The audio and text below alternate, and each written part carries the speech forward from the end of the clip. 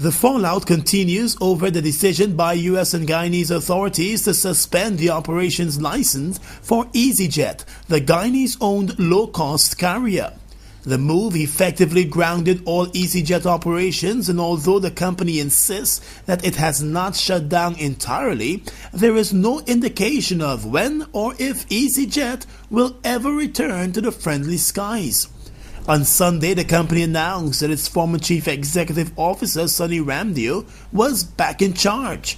In a press statement, EasyJet said Ramdio has taken direct charge of EasyJet activities with the support of his board and senior officers, who the company says are effectively making every effort to deal with EasyJet's sudden suspension and its pending restart.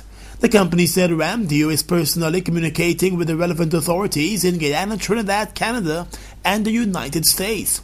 But while EasyJet has been making those moves, the government of Guyana has been moving further away from the mess that the carrier has left behind.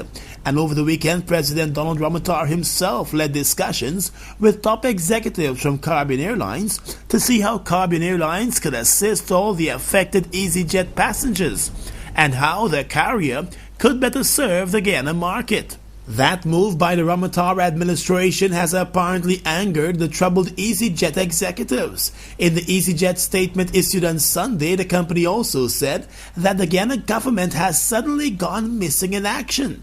The company said the government faithfully supported EasyJet with its right hand and at the same time supported Caribbean Airlines with the left hand.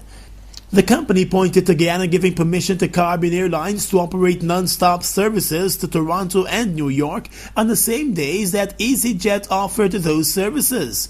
EasyJet also said when Caribbean Airlines started to take advantage of its subsidized fuel charges in Trinidad to offer low and matching fares to those offered by EasyJet, the Guyana government offered no help.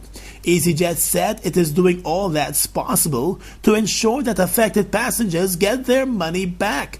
The company had deposited some $40 million Guyana dollars with the government of Guyana before it started operations, and that money is expected to also offset the expenses. EasyJet was gearing up to have a very bright Christmas with thousands of bookings already made. That Christmas expectation suddenly turned blue last week as the company which leased EasyJet its aircraft took back possession of that aircraft, and the U.S. and Guyana governments moved in and halted the airline's operations. EasyJet appears to be fighting air wars all over. The company claims Swift Air owes it money and travel agents owe it too. The former chief executive officer, who is now back in charge, is facing civil action in the U.S.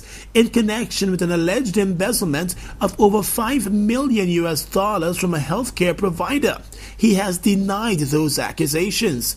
The Guyana government seems more than disappointed over its latest failure to get a low-cost carrier to effectively and efficiently serve the market.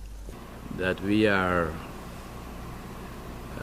unhappy and disappointed that our efforts to bring low-cost aircraft operators into a more competitive environment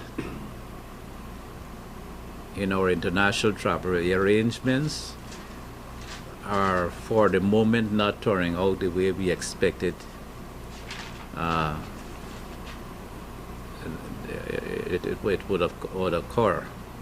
Before EasyJet, the government had placed its trust and hopes in RedJet. That Caribbean carrier folded earlier this year. EasyJet appears confident of returning to the skies. Whether or not it could pull together enough support and resources to do that may be in the reservations area.